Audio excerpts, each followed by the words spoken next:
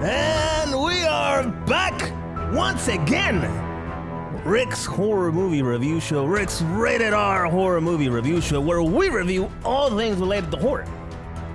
Horror movies, horror shows, horror comics, horror video games, anything and everything that has to do with horror, including that story your grandmother told you when you were 12 years old when you wouldn't sit down and shut up. We'll review that story here too. But around here we have a special type of stories that we really enjoy. Stories with the Catholic Church. Demonic possession. Demons. Zombies. Aliens. We haven't done aliens yet. A creepy ghost in your closet that keeps wandering your house for no reason. Just to fuck with you. Because it likes it. It smells your fear. Smells good. Smells like fear. Anyway, we love horror around here. We love that shit. Today we have a very special episode. Now, you say every time you start a show, you say we have a very special episode. Why is this one so special? Well, if you just allow me to explain to you, this is our first found footage horror movie. So it's a special episode because of that. I mean, I guess that's a good point. Yeah, I mean, I don't think we've done found footage just yet. So yeah, this sounds like it's definitely going to be an interesting episode. That's right. If this is your first time around here, then you should, well, you don't know. If it wasn't, then you would know. But we have a very special, very simple format. Around here, we, in the show, we like to talk about the things that I liked. Then we talk about the things that I don't like about the film. We'll do a plot review and we'll do some commentary, but we don't do analysis because we're not experts. We just do this shit because we fucking love it. Am I right? Yeah, I think, horror genre is amazing. There's so many different subgenres of horror, as you just mentioned. Today, we're going to do our first found footage review. So it's really exciting to talk about these kind of things, especially a new genre to tackle here in Rick's Rated R Horror Movie Review Show. Wow, look at you. You want to do some voiceover work now? I mean, I've been practicing my voices, but maybe you can let me do the intro sometime soon. Maybe. We'll see. If you really want to, sure, absolutely. Why not? Oh, okay. That would be amazing. I appreciate it. I'm going to call my mama tonight and let her know that I'm going to do a horror TV show intro. Well, hold your horses, young man. I said maybe, and sometime soon. But anyway, let's get right into this one. Movie is called HellHouse LLC. And very interesting movie. In fact, well, let's get right into it, right? All right, so show format. Things I like. What did I like about this movie? Well, as I said, this is our first found footage movie. It's not the first one we've seen, but it's definitely the first one we reviewed. And let me tell you, this is a really interesting genre. It's fun. And this one is well done. And I really enjoyed that. The found footage didn't seem like, I always wonder, well, who found the footage? My brain just tells me this kind of stuff. My brain is fucking weird. It's like, well, who the hell found this footage? How the hell did they get a hold of this footage? Who's producing this footage? Who gave it to the person who now put it on the air? Who's broadcasting the footage? Where did the footage come from? How did the footage survive the fire? So my brain always tends to ask those kind of questions, but I think they did a nice job at explaining where the footage is coming from. Obviously, they did an excellent job of explaining where the footage is coming from or how they got their hands on the footage. So, except for the last piece of footage, which I will talk about later, but I'm not going to add it to the things I didn't like, but remind me to talk about that. Okay, I'll remind you to talk about how the last piece of footage. You want to know how it's found, or you have a bone to pick? Is it grinding one of your gears? You know what really grinds my gears? Yeah, it's definitely grinding one of my gears. But anyway, I forgot to mention that we also give these reviews ratings. So we'll give a rating at the end of this review as well. And those are the things. Actually, one more thing I like. Actually, several more things I like. Oi. Do you need to do your breathing exercises? Remember, don't say Yes, breathing exercises, you're right. Oh, now, brown cow. There, I'm better. Thank you. Always, no problem. That's why I'm here to help you move the show along at a nice pace. Wow. Is that what your job here is? Well, I mean, I got many jobs, but one of them is making sure that the show's on track and on pace because we don't want to, lose pace. Okay. Well, thanks. So where this was actually shot, where the film was actually shot, was a place called the Wardolph Hotel. And it's actually the location of, this is an interesting fact I learned, this is the location of a haunting. So they actually do haunted houses in this old hotel called the Wardolph Hotel. And they do hauntings. And it's in Lehighton. I think that's how it's pronounced, Lehighton, Pennsylvania. I wonder how close to Scranton it is. Another thing I really liked is decent acting, frankly. Never met these people. Well, not that I mingle with the actors here and there. But I have never seen these actors in anything. And as you know, I love that because I can really get into believing that these people are actually experiencing these things. And I always enjoy not knowing who the actors are. And there are rare instances when I do enjoy well-known actors in horror movies. But for the most part, as you know, I don't like when there's a well-known actor in a horror movie. I just, I lose the illusion. If it's Brad Pitt in a horror movie, I'm like, yeah, okay, sure, Brad Pitt in a horror movie. Not that I would probably watch it anyway, but anyway, point here. Good acting, unknown actors to me. Well-written story, really well-written story. To take this idea of a haunted house and turn it into a horror movie is phenomenal. And I really personally really enjoyed this because I myself, that's right, I have built haunted house. Oh, I didn't know you built haunted houses. Oh, yeah. Spookamania. Spookamania 1 back in 2007. The epic haunted house in my neighborhood. And so I really identified with the things that these people were going through as they were coming up with ideas for how to build their haunted house and putting up all the props. And I didn't hire actors. I hired friends, which cost me nothing. And so a really well-written story, really enjoyable story, and relatable to me at least. So I loved it. Things I didn't like. The things I didn't like is sponsored by. Actually, no, we don't have a sponsor. We still don't have sponsors? Oh my God. I mean, come on. You got to get on that. I don't know how to do that. I'm not doing it for sponsorships. I'm doing shit because I like it. Oh, right. Well, I love that shit.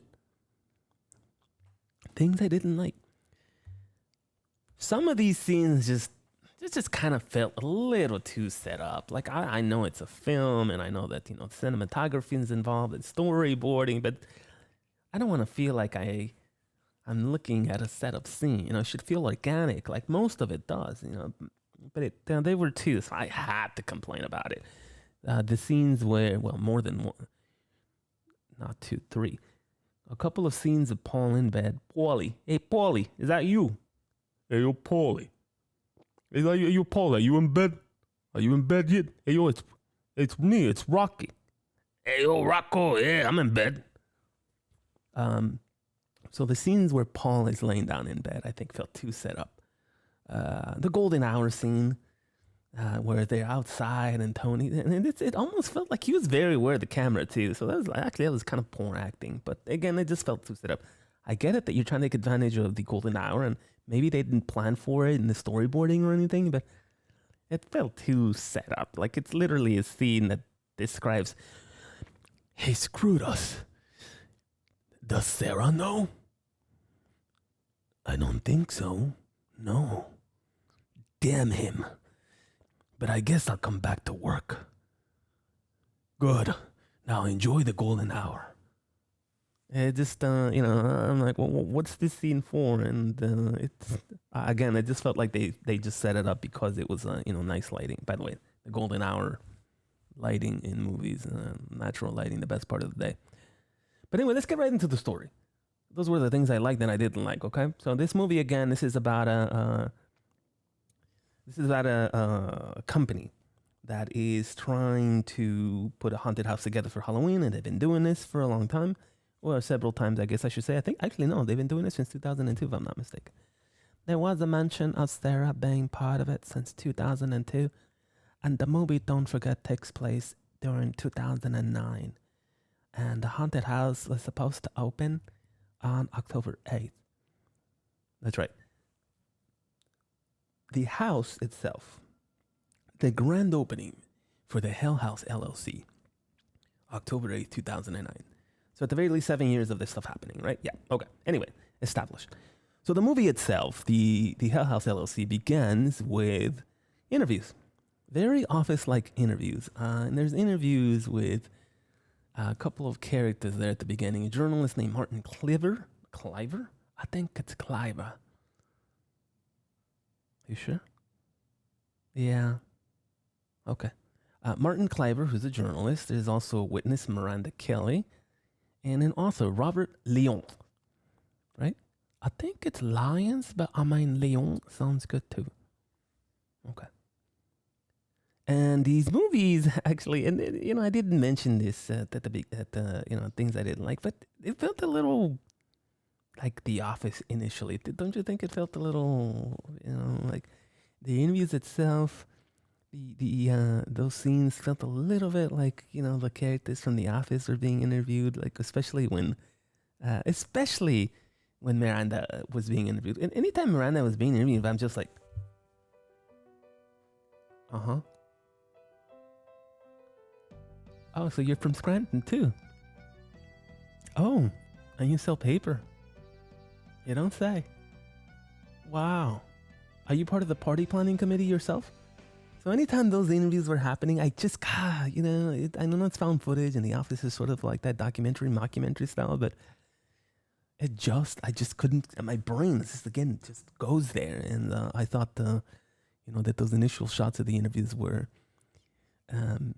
very reminiscent of the Office. But anyway, Miranda Kelly herself is explaining what's happening in the house at the day of the opening, October 8th, 2009. And she recalls how people were cramming into the house and everything was going fine until we start to get to the basement part of the movie, and we'll get into that.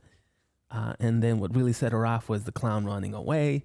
And then, we go off into another interview, and they start interviewing the journalist, Martin Cliver, and he starts describing all the events that are happening and how the footage was, recovered.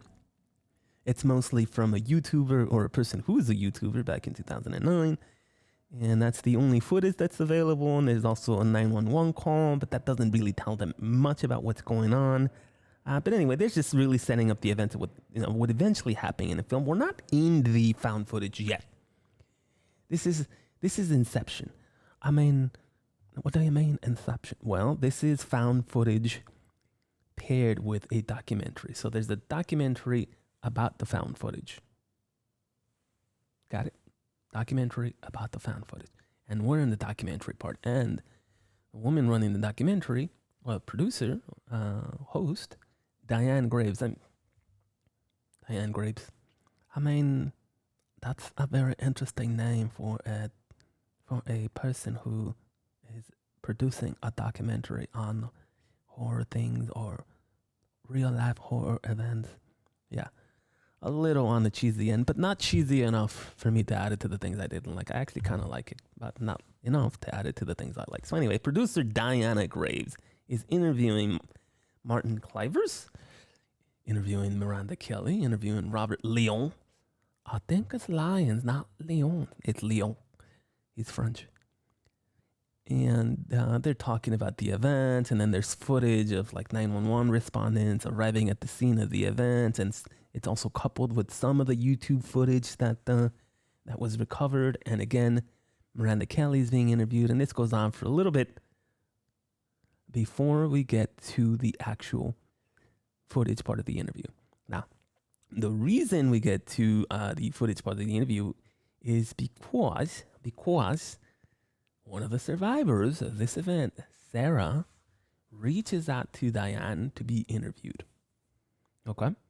And so now we start to see confession-style interviews, Confessions of the Iceman, if you've seen that. And now the interviewer, Diane, is talking to Sarah about the events of what happened that night, and they're wondering how exactly she escaped. And Sarah, interestingly enough, reaches, fairly early on in the film, reaches for a bag of what turned out to be the found footage.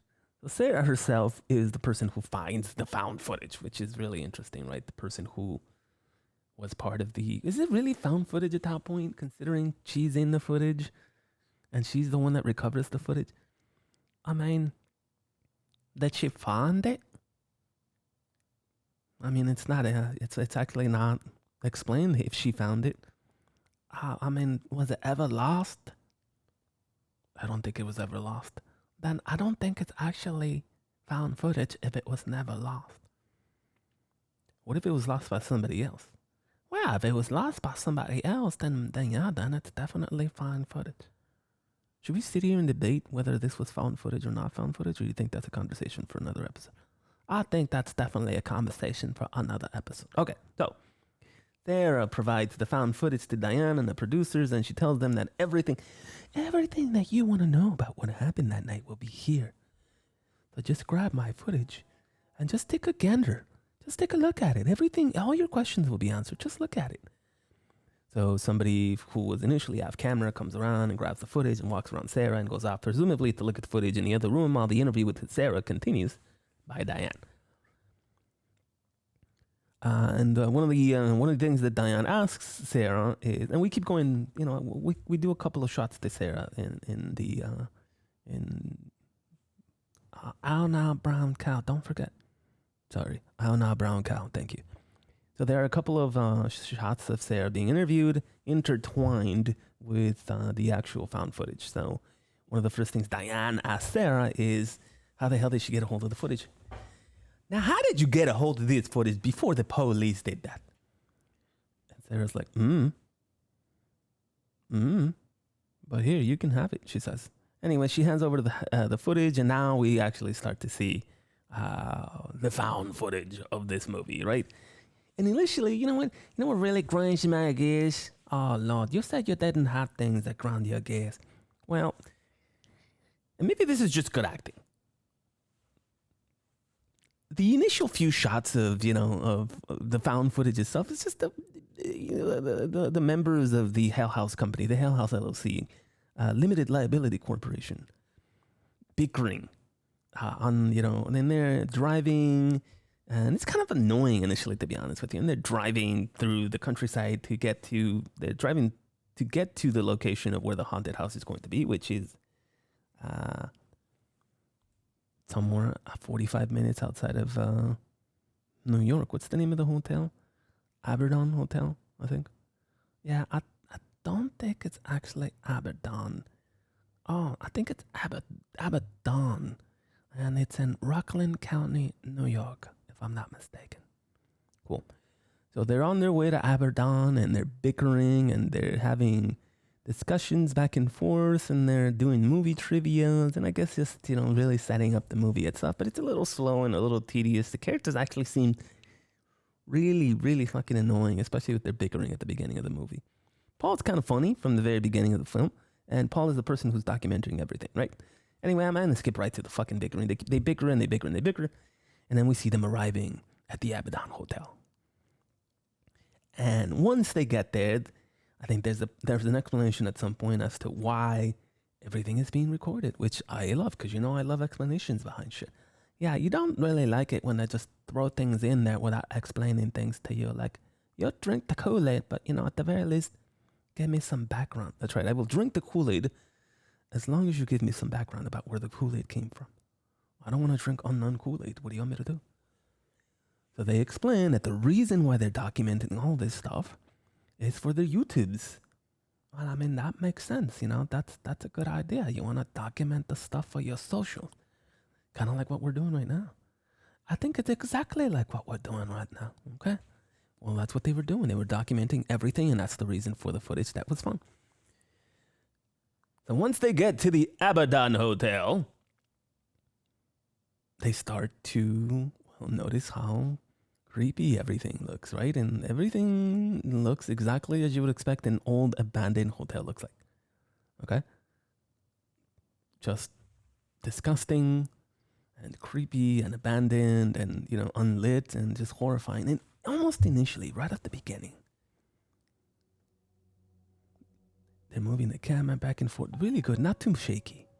But they're moving the camera back and forth, and you start to see scenes of the bar and the kitchen and the hallways and the upstairs.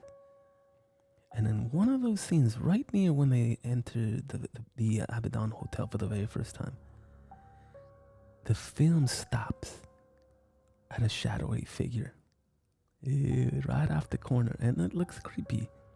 It's sort of blurry, like you can't really see it. Like if you take your glasses off and you're trying to look at something, if you have like astigmatism or myopia, nearsightedness, farsightedness, you take those glasses off and all of a sudden it looks blurry. Like, what the fuck am I looking at?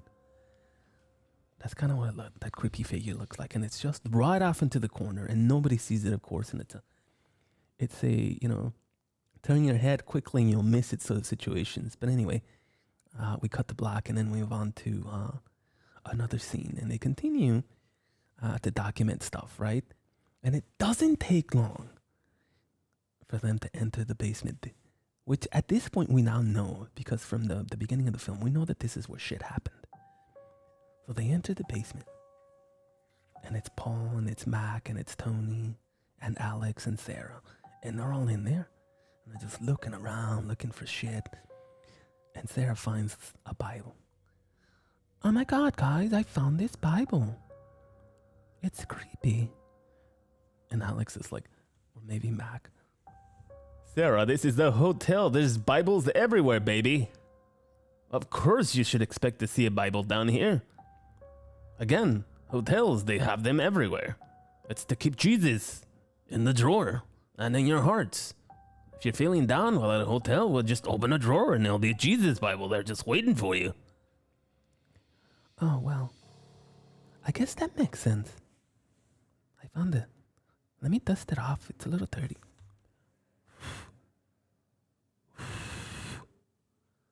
Oh yeah, it's definitely a Bible. I was a little worried that maybe it was like Diary of a Wimpy Kid, the Jesus version, but no, it's definitely the King James version of the Bible. What? They know the King James version of the Bible? Of course I know the King James version of the Bible. Who doesn't? Oh, come on. Wow, now I'm the one who's impressed. Well, thank you. Anyway, they continue lurking in the basement. But even though Sarah is kind of buying the explanation that there's Bibles in a hotel all the time, she still feels a little uneasy. I mean, wouldn't you if you found an upside down cross? Is an upside down painting of a cross or an upside down crucifix? I think it's a cross. Cool. And there's also a painting of a pentagram. Like someone painted a pentagram next to it, next to the upside down cross. And Alex, the businessman, the businessman. Come on, guys, this is HellHouse LLC. Don't be scared. This kind of stuff happens. I mean, this place was abandoned. What do you want us to do? Do you want to make some money or not? And Sarah, she continues feeling uneasy. But at this point, nobody's paying attention to Sarah, which is breaking rule number 1 of horror. Always listen to the rational character, the rational voice in the group. And that's who Sarah is. But of course, nobody fucking listens to Sarah. Sarah's warning them. Sarah already, at the very beginning, she's already like, she's got the hands crossed and, biting her nails and looking around nervously. And I don't know about this guy's look going on, and nobody pays attention to her. And for this they shall suffer. I mean, I don't know that. I mean, if you were down there and it's a group of 5 people, and I don't know that I would necessarily be immediately scared if I saw a cross and a pentagram down there. I mean, those necessarily things, people do those kind of things, or they just paint those things for the sake of being funny and something. So I don't know. I wouldn't have put too much stock, especially on an abandoned place like that. It could have been a transient person just taking too many drugs, like Leo from The Fall of the Usher House, the black cat, and just started painting things because they were high. Hey, Bobby, I was high. Okay, well, I mean, thanks for being so rational about it. Sure, it could definitely be that. But Is it? Anyway, nobody pays much attention to Sarah, and there's an upside down cross. Rule number 316 of horror is broken. Always listen to the rational character, which they don't. So we move on. Another scene, and now we go back to Sarah being interviewed by Diane, and according to Sarah, it took Tony or Mac a whole week to bring the power back up. Why does it take a whole week? I mean, the host of reasons, it could definitely just be the fact that there was something significantly wrong with the electrical infrastructure. Maybe the power company refused to supply them with adequate power and they had to upgrade the power box. Oh, okay. So you're going to be Mr. Rational now, huh? I mean, I'm just trying to find potential explanations for why it would take a week to get the power back up. Okay, well, seems like an excessive amount of time to bring the power back up. It's essential. It's an essential utility for people. But anyway, it takes them a week to get the power back up. And in the meantime, they're going to be sleeping at the hotel without any power. Slumber party at the haunted hotel. And we move on to another scene. And now everybody's just boozing it up and having a good time. Tell me again about that haunted house in Brooklyn. Or was it Queens? Oh, that was such a great haunted house. Good. Oh, absolutely. Everybody loved it. It was so scary. And that's why we have such a great business going, because we're in the business of scaring people. And we know exactly what to do, don't we?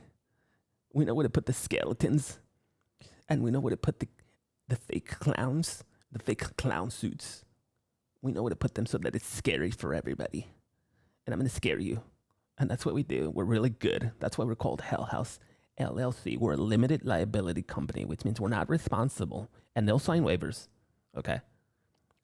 Everybody will sign waivers before they walk in. We're not responsible. We have a limited liability. You have to enter at your own risk, okay? You come in and you break a foot, that's your fault, not mine. Please be careful. Watch your step. There's a sign out right in the front of HellHouse LLC at the Abaddon Hotel. Watch your step. In case of demonic possession, watch your step. Because if you get possessed by a demon, that's on the demon. Okay? I'm not responsible. I'm not liable for demonic possession. But if you don't watch your step and you trip, that's on you. You're liable for that. It's in the waiver. Pay attention to the waiver. So they're discussing how awesome they are and how they are LLC and HellHouse and they're great at haunting and they're boozing it up, right? Anyway, the night is over. And we move on to Paul, who now starts documenting himself, right? We've seen Paul document everything and everybody else, but now he has the camera and he's laying in bed. Oh, actually, he's not laying in bed just yet. I think he's talking to Hector now. And he's playing the piano with Hector.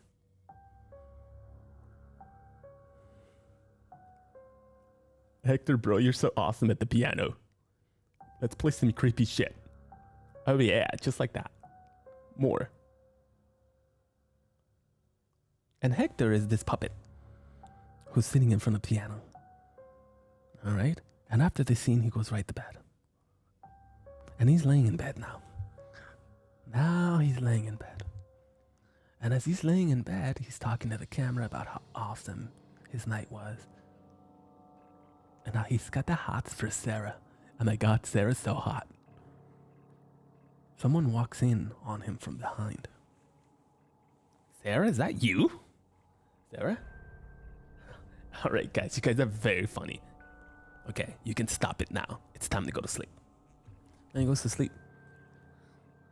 But very clear that that entity that was in his room was not Sarah or any of the other guys, except he just doesn't know it yet. Very, very, very creepy. So camera shuts down. And he says, what did he say? Good sunset? Good dreams? I actually don't recall, but he said something which I consider unusual before you go to bed. Shut off or something like that. I don't recall. Shut off, maybe. I don't know. I don't know either. Anyway, we pick up the next scene, and Paul, he wakes up again, and again, he's documenting everything. So he grabs his camera, fumbling with it. And all the fumbling noise is readily evident for everybody to hear. Very, very well sound production. There's the sound engineers, right? I mean, yeah, that's the people responsible for sound. And he grabs his camera and he starts to walk. And he immediately zooms in to one of the actors. Actually, he zooms in to like, actually he wakes up, I remember now, he zooms in to the outside. And outside the window. In the rain. And one of the actors is, one of the actors they just hired is holding an umbrella. And he zooms in on who turns out to be Melissa, one of the actors. The damsel in distress. Because in this hell house, the damsel in distress must be saved by you, the visitor to HellHouse LLC. It's up to you to rescue Melissa before she's possessed by a goddamn demon. He's zooming in on Melissa because, oh my God, Melissa's so hot. And Joey is there, who's supposed to be a clown, and Jesus, what's the other character's name? She's supposed to be the hostess, so she turns out to be the hostess. Damon Kite. Oh, wow. You're so good with names, man. Yeah, Kate is the person who is going to be letting the guests inside the Hell House. Now, we don't know this yet, but eventually that's what they show her doing. And it sucks, well, we'll name it here, but Joey actually winds up not murdering himself. Well, I guess technically it does count as murdering yourself. Is suicide counted murdering yourself?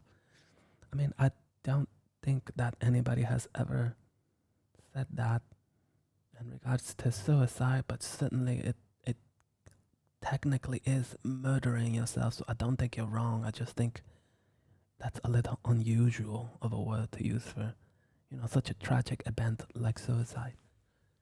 You're right. Anyway, there's a quick scene, and we move on to shots of Alex and Melissa going over the plans, and Paul's there, and he's being Paul, and he's like, oh my God, Melissa, you're so hot. Are you going to be down there with your top off? Because I'm going to be filming the entire time.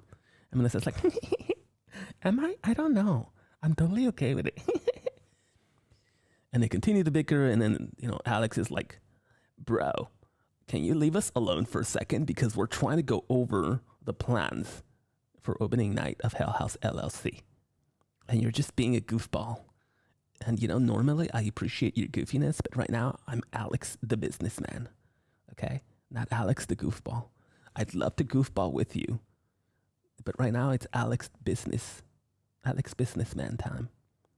So you want to be a goofball? Go over there and goof off somewhere else, because right now I just need to talk to Melissa about her role. She's the damsel in distress, and somebody's got to save her.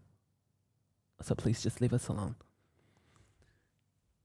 Bro, you're such a party pooper. Fine, I'll leave you guys alone. Melissa, you're so hot. And he leaves, right? And then we see more scenes of Martin Cliver, the journalist, talking about now the disappeared mother and daughter, who Melissa alluded to. Melissa said she didn't really know a lot about what happened with the house. And, I don't know. It happened in 19-something. Ha ha ha. Who remembers that? Ha ha. And now we could have seen the documentary, away from the found footage, to Diane interviewing Martin Cliver, the journalist, about what happened. What are the origins of the hotel, which Melissa alluded to. And it turns out that the hotel was abandoned after the owner committed suicide. Now, the owner committed suicide because a couple of people who were seen checking into the hotel, a mother and a daughter, were actually never seen checking out. Now, what does that remind you of? I think, oh Lord, are you going to sing now? I might, because this is an opportunity I cannot pass up. So the guests were seen checking in, and apparently there were records of the guests checking out. But you know what? They couldn't find actual evidence that the guests ever left, which reminds me of, you can check out anytime you want, but you can never leave. Oh, Lord. Oh my goodness, that's probably not the best rendition of Hotel California I've heard. Well, I was doing it a cappella, and I didn't do my warm-up exercises, and I usually there's a lot of preparation that goes into these kind of things, and I just didn't have it today, and I was just sort of spur of the moment and taking advantage of the opportunity. Okay, you don't need to make up excuses for your poor singing. How dare you? It wasn't that bad. Anyway, they never found the guests. It appears they checked out. They interviewed him, the owner, the police interviewed him several times, and he produced records of him checking out, but they actually were never seen, as if they actually never left the hotel, right? Police came by. Anyway, this story got out, and the Abaddon Hotel was forever cursed because nobody would ever stay there after such a tragic event, or a mysterious event at this point. That so much so, business was dead. Dead. D-E-E, dead. You mean day? You said D-A-A. D-E-D, dead. That's not how you spell dead. That's how I spell dead, damn it. Macho. So the owner, amidst, a faltering hotel business, now dead hotel business, he just decides to hang himself. And they show footage, a picture of the hotel owner hanged himself in the dining room, just hanging there, just hanging out. And that is the reason why the Abaddon Hotel is abandoned. So that was explained, and now we go back to the found footage, okay? And now Alex and Paul are in the basement where the main attraction is supposed to happen, setting up the three clowns, the three amigo clowns, the clownsies. Bro, are we clowns? We're just clowning around. That's funny. That's a joke. You see, now I'm Alex. Alex the businessman can also be a clown. I'm being funny, Paul. Laugh. Right, bro, right. Yeah, that was real funny. Totally. So, I want to point something out to you, Paul. Tony's over here, too, I think. Actually, Tony, you pointed out. Well, you see these here clowns? These clowns can't turn their head. I want to make sure I point that out. You there with the camera recording system mechanism. Are you catching this? These clowns here, they can't turn their head. Like this. You see me turning my head? I'm nodding my head. Moving it from left to right. They can't do that because they're clowns and they're fake. If you see a clown doing that, you just run the fuck out of here because they can't do that. You understand? I want to make this very abundantly clear to you. To you and the audience. What audience? You mean the YouTube audience. That's right, I mean the YouTube audience. These clowns cannot move their head left or right. Well, thank you, that's so clear. I appreciate that. And then they hear a noise. And the next day, right? They hear a noise, but they're very dismissive of it. And Paul wakes up and he starts recording this. Did you guys hear that noise? Oh, that noise? Everybody's half asleep. And they're all in the upstairs region of the hotel on the second floor. It's not really clear or evident where everybody is. All we know is that they sleep upstairs. And the downstairs is the naughty part. That's the North Korea part. They're in the South Korea part, even though they're upstairs. They're in the nice Korea. And the stuff that's happening, all that creepy shit is happening in the naughty Korea side. The DMZ, on the other side of the DMZ. Boy, you're really all over the place with your references today. Well, I mean, it makes sense. They're in the good side of the same location, separated by a demilitarization zone, which is where the stairs end at the bottom of the stairwell. And after that, it's the naughty Korea, or the area which you are forbidden from entering, although they enter it all the time because that's where the magic is happening for the show. But that's neither here nor there. They hear a noise, a creepy noise. But thankfully, they don't break rule number 27 of horror, which is if you hear a creepy fucking noise, don't go finding out what that fucking noise is. Dismiss it. Pay attention. Pay it no heed. It's a ghost trying to lure you with some fucking funky noise or something, you know? That's fucking, get the fuck out of here with your creepy noise. I gotta go back to sleep. Guys, I'm businessman Alex, doesn't listen to creepy noises at night. Okay? I have business to tend to. In the business of sleeping. Okay, so creepy noise stuff can stay down there. You hear me, Mr. Creepy Noisemaker? Just stay on your side of the DMZ. We'll be just fine. Anyway, the next day we continue with the documentation of everything. And there is, of course, I guess Paul, who's Mr. Documenter, fiddling with his recording documentation. It's like, sees Mac on the couch reading a book, and continues recording stuff. I don't know if he sees Hector at this point, but keeps walking around and he's fumbling with his camera. And now he's got his camera and he's pointing at shit. All right, this looks super awesome. Whoa. And he enters the corridor and he sees the clown. Striped suit clown, right? And this clown is staring at the stairs that lead to the basement. And Paul's like, bro, what are you looking at? What's down there? And he turns around and points his camera towards the stairs. And when he turns around and he points the camera right back at this goddamn thing, this thing is staring right at him. Holy Jesus, have mercy on me. You got me, man. Real nice. I don't know how you turned around like that, but that was real nice. You did it so quick. You have very quick, very cat-like muscles and reflexes. All right, I'm just going to go walk over here and talk to Mac and Tony. Because I think that's you, Alex, right? That's you. Okay. I'm just going to walk over here with my camera. And he walks over to Alex. Potentially, actually not Alex. He thinks it's Alex in the suit.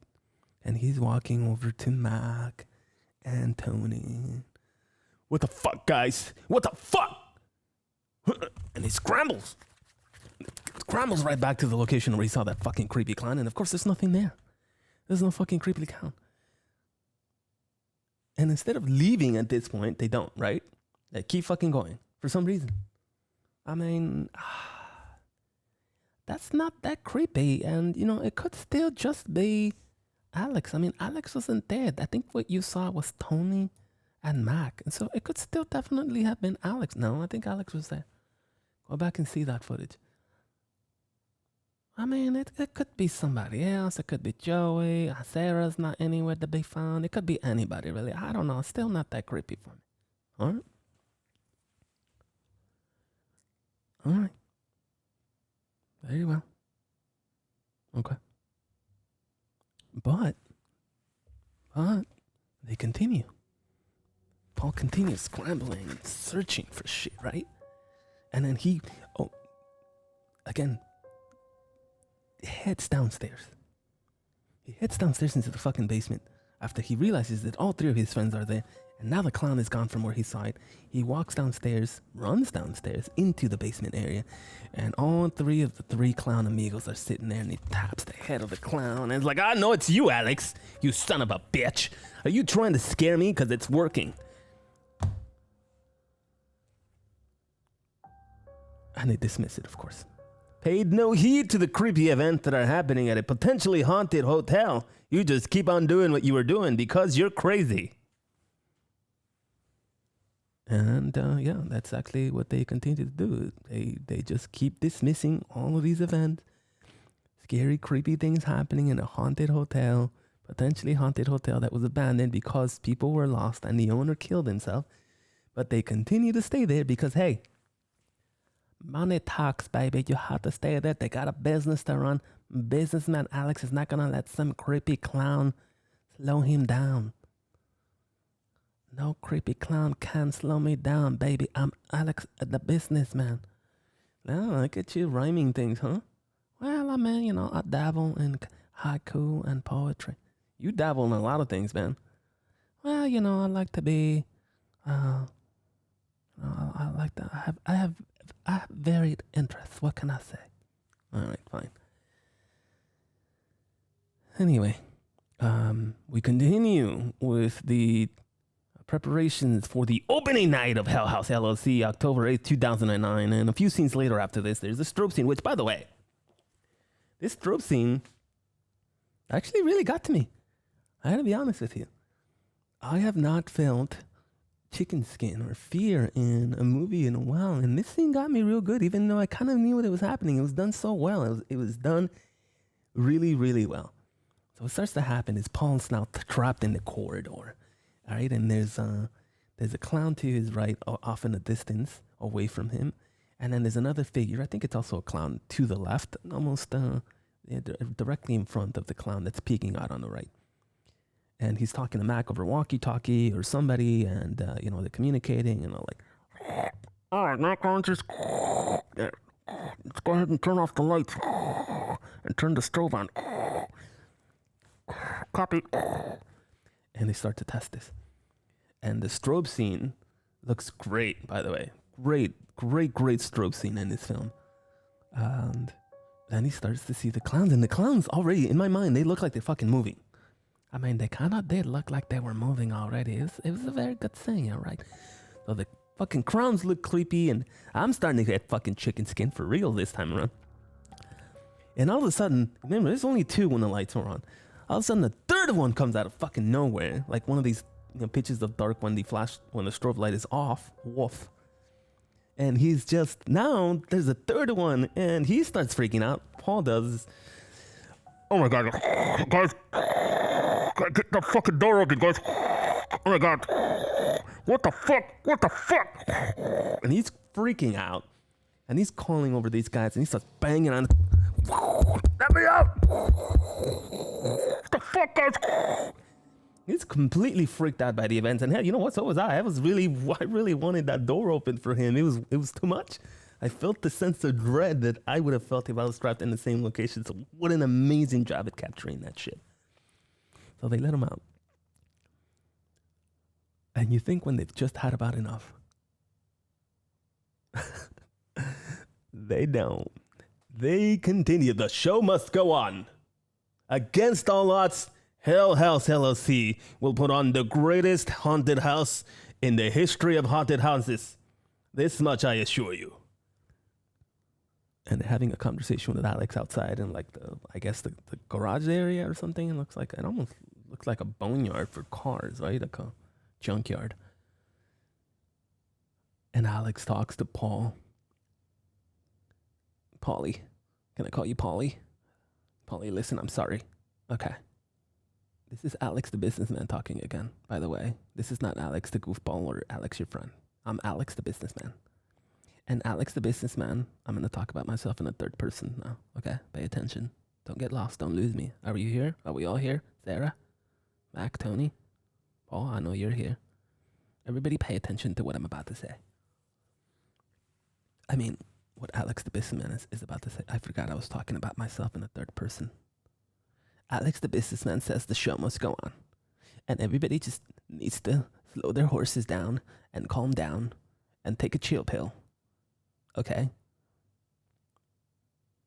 Just chill. Just relax. Chillax, I think it's the word the kids are saying these days. Chillax. It's the combination between the word chill and relax. Just to be clear. I'm a businessman. I want everything to be clear. But HellHouse LLC must continue. You want to make some money? This is the way to do it. We got to scare the shit out of people. And I'm a businessman, and I know how to do that. So even after these fucking creepy events, this is not more than one. By the way, they could have left the first night they were there. That night when Sarah was like, I don't know, guys. This feels really creepy. They should have fucking left.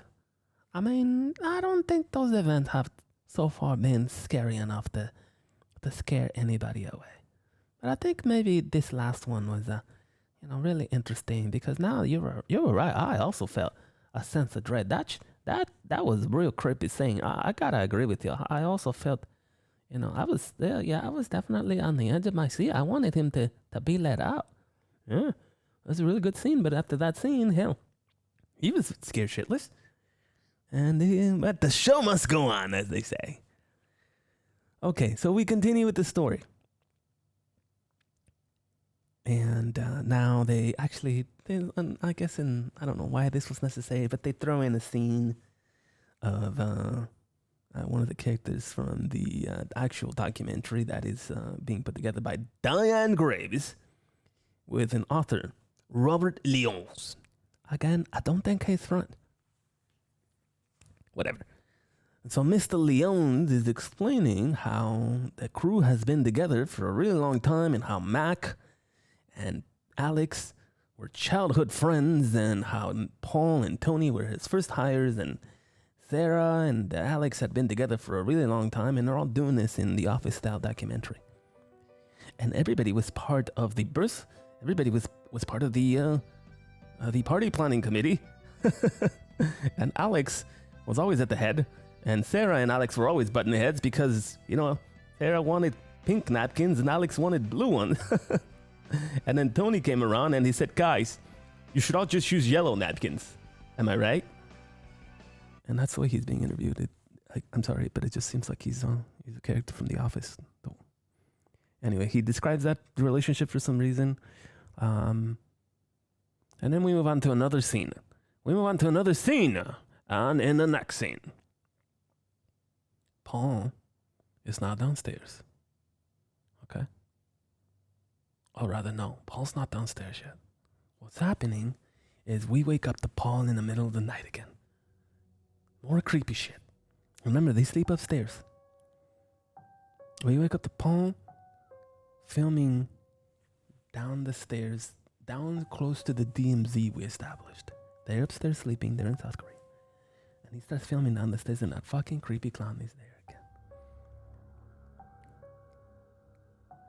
And everybody's just asleep and, Paul turns around and he sees Mac.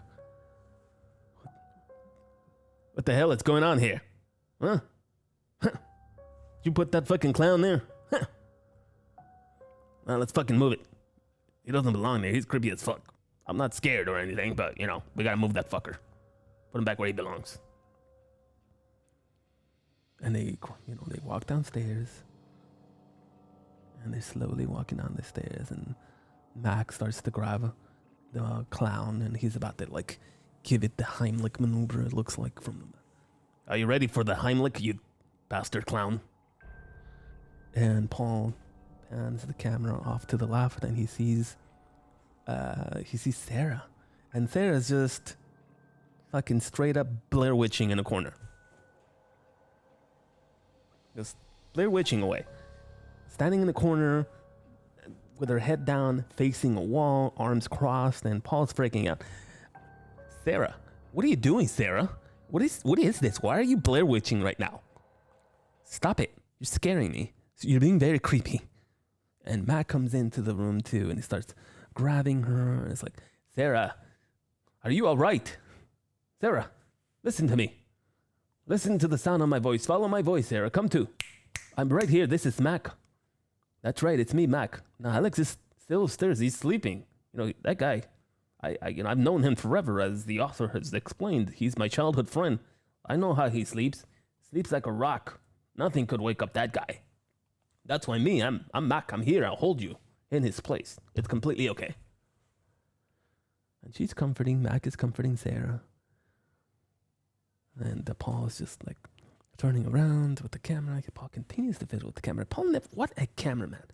Paul is not the kind of cameraman like in the UFO videos or in scary videos on the Reddits where, he should be on the Praise the Cameraman subreddit, to be honest. Great work. But anyway, he turns around and that fucking creepy clown is now facing them. At first, remember, he hadn't moved from the position where he was facing the stairs while they were upstairs. And now the fucking creepy clown is facing them away from the stairs. And now they're freaking out. And Mac, still, who comes, he's not scared. Still not scared. Actually, I'm sorry. No, that's not true. They turn around and the fucking clown isn't there anymore. I confused that. That's okay. It's a lot of events to tell. So they turn around and the clown isn't facing them. The clown is fucking gone. And what do? They fucking break rule number 317 of horror movies, which is go looking for the crazy, creepy clown. I mean, they gotta find out, who's in the clown suit. At this point, we can't believe that anything is necessarily supernatural or demonic or possessed. These are very rational characters, especially Mac is looking for a rational explanation to the interesting. You mean demonic or haunting events that are happening? I am not certain I can call them a demonic just yet, but certainly interesting.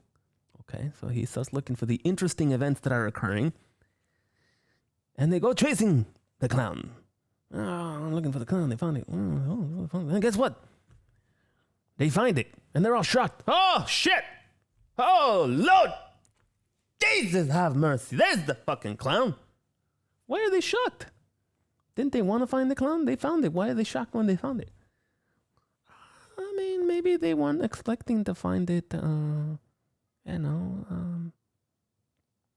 maybe, I have no explanation, but, it can be traumatic and shocking to see a clown, especially under the lighting conditions that the event is currently under, because it's not a very well lit location. You haven't told the viewers that all this is happening on the very dimly lit location. Most of the time, the camera that Polly is fumbling and holding onto is either the only source of light or a very subtle secondary source. You're right, it's all very dimly lit, but anyway, they fucking find the clown, and the night is over. Good job, guys, we found the clown. Let's all celebrate. And they start smoking, right? No, that's not what happened. You're just sensationalizing the event. All right, well, they don't start smoking, but everybody goes back to the room, and everybody goes to sleep. And Paul is in his room with the red light behind him, and it's all very dimly lit and doesn't say much of anything. But now I guess it's time for everybody to go to sleep and go to bed. So he wakes up, and there's somebody, he wakes up and there's something or somebody laying against the wall. And he notices, right, he's about to get up to go to the restroom or whatever the fuck it is, and he sees, holy Jesus, who are you? And he grabs he follows rule number 1 of horror movies. Good Lord, what an amazing thing. He grabs a blanket, the safest place to be under demonic or under potentially being haunted by a ghost. The safest place to be is under your goddamn blanket. And you know what? Paulie does that. Paulie, ladies and gentlemen, following the rules of horror, Paulie. Good job, Paulie. Good job for following the rules and hiding yourself underneath a blanket. Unfortunately, it doesn't take Paulie, old pal Pally, too long before he breaks the fucking rule. He starts peeking. Yeah. Are you still there? Ah! What? It's me. Peekaboo, peekaboo. Oh, Jesus, it's still there. I should just stay here under my blankets.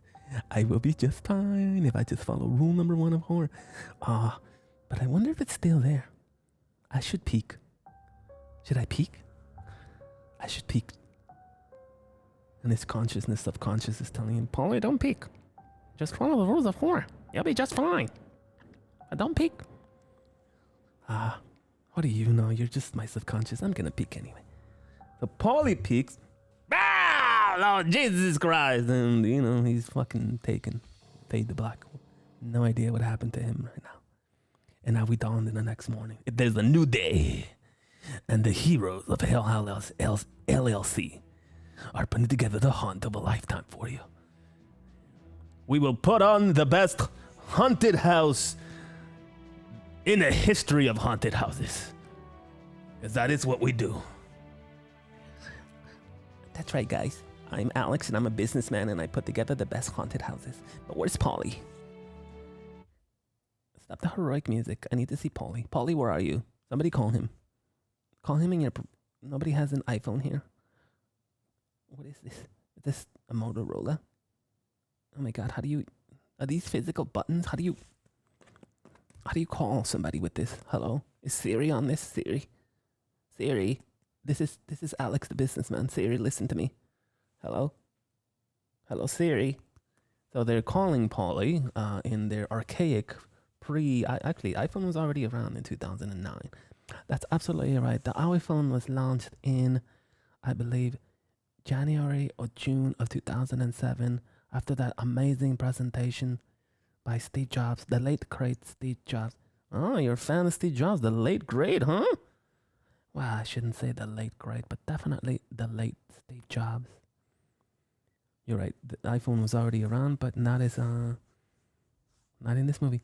So nobody had an iPhone, and he's fumbling and calling them. And when they call Polly's number, some weird noise happens, some shit. But anyway, the show must go on. That's my heroic voice, but that was me, Alex the businessman. I guess that could be Alex the hero. That was my heroic Alex the hero voice. Do you want to hear it again? The show must go on. So, Polly, fuck you. So they can't find Polly. They're calling his number, but he's nowhere to be found. But the show, in fact, must go on, right? They keep looking for... Actually, Tony and Mac haven't given up. Tony and Mac are now looking for him, all right? And they're looking everywhere, and there's a lot of... I think Tony's not holding the camera.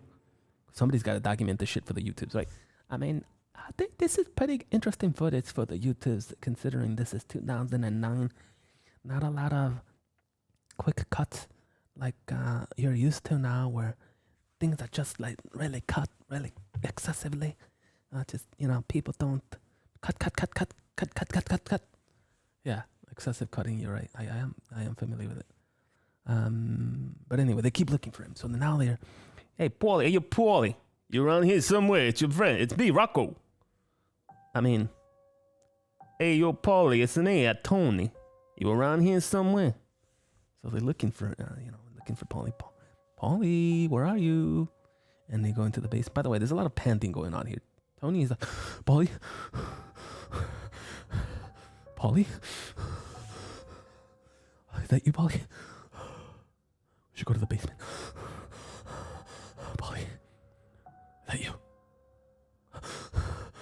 Mac, are you all right? I mean, Tony, you all right, buddy? You're panting a lot.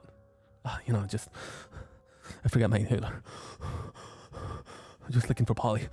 I didn't have a chance to grab it. And they go down to the basement. And they see, they're panning and they're looking. Is that him? Oh no, that's just the Bible. Oh, there's the pentagram.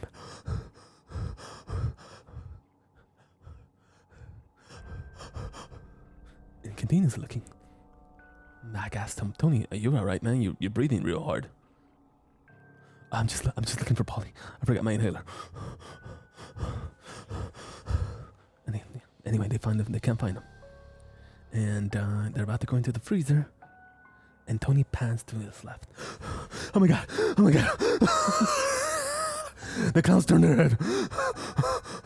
Get into the freezer. Oh lordy, Lord Jesus Almighty. What? What are you talking about, man? Relax. Are you all right? Should we go get your inhaler? Oh my god, the clowns. I explained earlier, the clowns can't turn their head, but now they turn their head and they're looking at me. Dude, are you all right? I'm telling you, I guarantee you. Listen to me. You listen to me. You listen to me right now, Tony. You listen to me, you son of a bitch. Stop breathing so goddamn hard, number one. And number two, I ain't scared of shit. Now we're gonna go out there and we're gonna find Paulie, because that's what we came down here to do. So I need you to get your act together and get up and stop panting and breathing so goddamn hard. Don't forget your inhaler next time, you moron. But we're gonna go out there and I'm gonna show you that these goddamn clowns, they don't turn their head. And we need to find our buddy, Paul. You hear me, you son of a bitch? All right, I hear you. Okay, let me calm down. Okay, Mac, you go first. You go first, Mac. All right, I'll go first. Stand behind me. I'm gonna pop these doors open. You see? The clowns are just there. What did I tell you? Ha! Nothing's gonna scare me. I'm Mac, baby.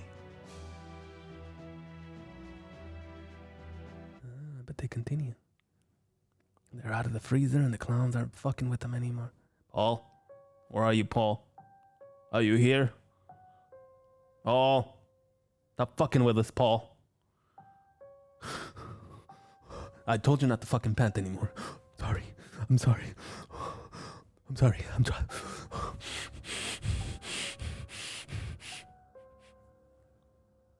Hey, that's Paul. Are you taking a nap, you son of a bitch? Get up. And they finally find Paul. And they found him sitting. He's just sitting there. He's just like passed out. Paul, wake the fuck up, Paul. Paul, is that you? Oh my God. We found you. And they find him, thankfully. And Tony finally stops panting. Okay. Oh, Paul. God, I found you. I couldn't stop panting. Like an asthma attack there or something going on. But, you know, I'm glad we found you, bro. Oh, Lordy. Ooh, you really had us going. Are you asleep or something right now? Get up. So they find him. Day dawns. And useless Paul is now useless as usual. They go to his room and they try to wake his ass up, but he's just laying in bed and he's not getting up. Paul, wake your ass up, you son of a bitch. Oh, that's just Paulie. You know, I should fire you. By the way, he quit earlier in the film for like 2 seconds, right? Yeah, I think he didn't quit. I think the one who quit was Tony after the event that you're about to talk about. I think you're right. The show must go on, and the next scene is the golden hour scene, which I'm not going to talk a lot about, other than it was an annoying scene where Tony and Mac are talking about the events that happened the night before and how something is being held from them by Alex, and he also has gold hair. I don't know what's happening there, but it's happening outside. Great lighting, yes, in some field with some vegetation, some flora. I don't know what it is. But anyway, move on to the next. The show must go on. And now it's opening night at last. It's here. We made it. We made it, boys. We made it to opening night. I told you guys, Alex, the businessman, was going to get us through. And I did it, didn't I? We're all here now. Let's make some fucking money. And they make it to opening night. And they're checking the cameras, and Alex and Tony are in front of the cameras, the camera system, and Max in the haunted region. He's in the DMZ. And I think Tony and Alex are in upstairs or wherever the command center, control center is, and everything is set up. And at the very last, now we start the last skits. Oh my God, you need to do your breathing exercises again, because I think you mispronounced the actress's name. Remember, her name is Kate. She's the hostess. You're right. Thank you so much. I appreciate that. So, Kate, the hostess, opens the door to the grand opening of HellHouse LLC, and guests are now starting to pile in. And yes, remember that, just one last thing. Kate, make sure you let them know that if they trip on blood or stuff like that, that's their fault. I'm not responsible. And this is the limited liability company. If it's a demon possessing them or a ghost attacking them, that's on the ghost. He's liable. But trips or slips and falls, that's on them. It's in a waiver. Please remind them of that. And so Tony does one last trip downstairs where he cuts up Melissa's dress for the sake of cutting up Melissa's dress and give everybody the thumbs up and everything is ready to go. It might be Mac, actually. I think it was Mac. You're right. I think it's Mac. Mac is the one who is wondering the event with his head-mounted camera checking in on everybody. And now there's 4 clowns because Joey, if you recall, he's the security guard. You didn't mention that at the beginning. It was Tony's idea to put a clown security guard in the basement for Melissa's safety. You're right. And so now, Melissa, and the event is now going to happen. Everybody's downstairs. And the show must go on. Opening night. And the guests are piling in, and they're rummaging through the halls. Oh my God, this guests I heard saying, oh my God, this house is so creepy. I love this house. Look at all the crazy stuff in here. Is that Hector playing the piano? Oh my God, he's so cool. He's a little guy playing the piano. Beep, beep, beep, beep, beep, beep. Oh, he's such a cool piano player. That's so cool. Where are we going? We're going to the basement. Let's go to the basement. Oh my God, it's playing in the basement. And the shit starts to happen in the fucking basement. And Melissa starts to, this is not part of the show, guys. Please let me out. And here comes Joey. Joey's bolting out. Joey sees some shit out of the corner of his eyes. I think where the pentagram or the upside down cross were. And Joey just gets up and is like, bolt. Fuck you guys, I'm out of here. And he just fucking walks the fuck out of there. And now the guests are now like freaking out because this shit, this entity, this black thing is now near Melissa. He's haunting her with his presence, their presence, her presence, this entity's presence. And the security guard who's supposed to be there keeping eyes on Melissa is now gone. And that drew out the guests. And Melissa's saying, this isn't part of the show, guys, please. And all of a sudden, you see this fucking entity kills her. And it's faintly seen. Do you recall if he slit her throat? I think he must have choked her or slit her throat. I really didn't see it very well. So he kills Melissa, and all hell is now fucking breaking loose. Mac is trying to get all the fucking guest house. But you know what this place looks like right now? This place looks like it's a fucking Walmart or Best Buy. Right when they open the doors on Black Friday. It's Thanksgiving night. It's Friday morning. It's Black Friday morning. It's 12 p.m. and the fucking doors are opening. And fucking people are out there and they're going wild for their fucking television or their surround sound or their Bluetooth speaker. That's my TV. I saw it first, bro. And everybody's going crazy in there. Now they're running up the fucking stairs. And Mac is like, no idea what's going on. But he saw what happened to Melissa. And he's trying to get the fucking guests out. And everybody's just scared to death. And he finds Sarah, who was with him, also part of the, I guess, the crew inside the house. The manning crew. And he tells Sarah, go fucking upstairs. And they go to the basement, the top stairs area in the fucking hotel. Attic. The basement is downstairs. That's where the creepy shit was happening. They go to the attic. And they see Alex being choked to death. Well, hung to death. This is Alex. Not the basement anymore. And he's dead. And Mac turns around, and these fucking dark entities are drawing closer and closer to him, and he's holding his head camera. He's had his headlamp on, and he gets fucking murdered and falls to the ground. And now his lamp is recording these figures. But Sarah thankfully somehow escapes. And for now, at the very least. And now we cut a scene to Diana interviewing Sarah, asking her. Now, Sarah, I want you to tell us exactly how is it that you were able to escape the events of that night. So you're telling me that you just ran out the front door and everything was fine? Like you were just able to leave with no trouble at all? And Sarah looks like Robert Pattinson, or maybe right. Sarah looked like Robert Pattinson. The man Robert Pattinson. You know who I'm talking about. Yeah, his name is Robert Pattinson, and he's doing his best. Or Sarah's doing her best. Robert Pattinson. That's right, Robert Pattinson. Impersonation, and she's talking to the interviewer, and she's just like, I just got out of the front door. And everything was fine. No trouble for me. I run fast. And what do you want me to say? I did track in high school. Okay? That's how I got out. You know what? I'm tired. My eyes are dry. I gotta clean my eyes. Oh. Let's talk about this later. Okay? I'm in 2C if you want to find me. We can continue. We can continue this conversation. If you want. I will be in 2C. And she's disconnecting herself from her microphone.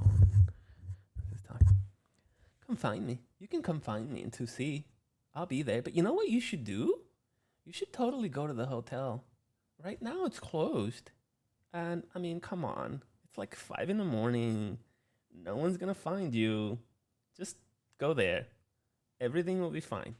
You should totally do it. I double dare you. I triple dog dare you to go to the hotel. And just go right now. And Diane's like, you know what, Sarah? I think I will just do that. And Sarah, of course, fucking gets up at 5 in the morning to go to the fucking hotel room. And, she gets disconnected. And now we see another scene of Diane heading downstairs. I guess presumably the next day or maybe later in that day. I don't know. It was entirely clear. And she goes to the front desk and she talks to the hostess, asking to see the woman, Sarah, and to see. And upon this is the point at which the hostess tells Diane, ma'am, there's no one staying in. Actually, number one, we don't have letters in our rooms. And number two, there's no one by the name of Sarah here. And somebody in the background's like, well, you know, the guests, yeah, they never stay by their real names here anyway. So maybe her name is Diane or something. I don't know, maybe something wild like Leia. That's a Star Wars. I like Star Wars. Leia's the princess. He did not. You're just making stuff up. He did not say that. Well, okay, fine. Maybe in my head he said that. But anyway, Diane decides that the best thing to do at this one is to actually go to the Abaddon Hotel the way that Sarah told her to do. And so she leaves. And remember Mitchell? I think his name was Mitchell at the beginning of the documentary. He's rummaging through the footage, right? And now we see the footage that he's rummaging through. And as I mentioned, Sarah presumably survived the event. But as we find out now, you're Paul. Hey, you're Paul. Is that you? Now he's back in the frame. And Paulie picks up the camera and sets it off to the side or something. Sarah, baby, come here. Oh, I just want to give you a hug. Come here, it's me. Hey, it's me, Paulie. Come on, nothing to worry about. Come here. And Paul knocks Sarah down, and starts beating her, and essentially beats her to death. And now the camera's on the floor, facing Sarah, who's now bloodied from the beating that she just took from Paul. And off camera, oh no, the camera does catch a glimpse of his throat having been slit. So we don't see him slicing. Do you need to do your exercises again? Oh no, brown cow. So we don't see him slicing his own throat, but we see the aftermath of the amount of blood that is coming from the neck after his throat has been sliced, and he collapses to the floor, dead as well. And that's the end of Sarah. So it turns out that she was dead. So how were they talking to Sarah? Now the audience knows, right, that there's something fishy going on. There's something fishy going on here. And we're going to get to the bottom of this. Because I'm Mac. No, sorry. Mac is dead already. So no hero to save anybody here. So the producer, and I think his name is Mitchell, is now making an effort to contact Diane, who, by the way, left the safety of the interview location, which is probably another motel, and now goes to the Abaddon Hotel to find out what's going on in here. Oh, look at this. This place is so creepy. And they get in. Wow, look how creepy this place is. Oh, look at all this abandoned stuff. And they see Hector. Oh, right, Hector. And Hector's still playing the piano. And they're walking and rummaging through, and her producer's like, well, you know, we can't really go into the kitchen because it's creepy as fuck, but more importantly, it's blocked off from us. So we should get the fuck out of here. Let's get out of here. Why don't we just make like a tree and get out of here? But of course, Diane Graves makes a grave mistake. Oh, no, you're gonna say something corny like that. Sorry. He decides to walk up the stairs. The South Korea part, the safe part. And notices, oh my gosh, here's 2C. Ha! How funny. You think Sarah is in there? Like, we should totally find out, right? Like, oh my god, Sarah's in here. Sarah! It's Diane, baby. Are you in there? It's me, Sarah, from the hotel. We were just talking. Like, we were just totally being cool and chill. Like, do you want to have some mimosas or something? Can I come in? And she opens the door and finds Sarah sitting at the edge of the bed. Not facing the door, but rather facing away towards the window. And she calls to Sarah. Sarah? Listen, I'm sorry. I didn't mean to disturb you. We don't have to have mimosas if you don't want to.